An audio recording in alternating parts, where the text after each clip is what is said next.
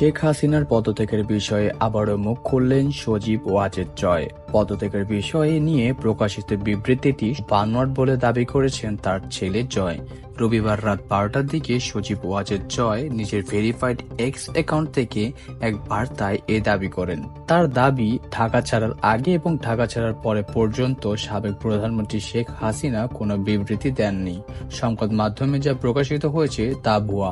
তার মায়ের সঙ্গে কথা বলে তিনি বিষয়টি নিশ্চিত হয়ে এক্সে এই স্ট্যাটাসটি দিয়েছেন। জয় লেখেন, তার মায়ের পদত্যাগের বিষয়টি একটি বিবৃতি এক সংবাদপত্রে প্রকাশিত হয়েছে, যা পুরোপুরি মিথ্যা ও বানোয়াট।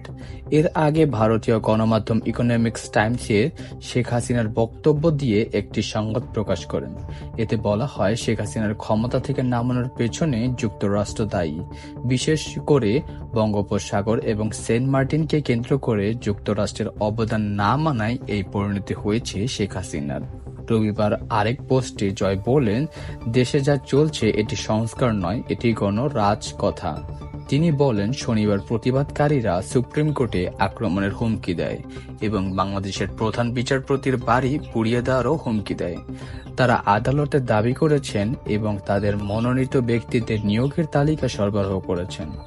অন্তর্বর্তীকালীন সরকার তাদের দাবির কাছে আত্মসমর্পণ করেছেন। প্রতিবাদকারীদের মনোনীত বিচারকদের নিয়োগ দিয়েছে।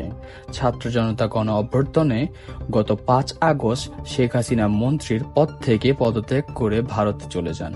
সবশেষ খবর অনুযায়ী তিনি ভারতে অবস্থান করেছে এবং দীর্ঘ সময় তার সেখানেই থাকার সম্ভাবনা রয়েছে।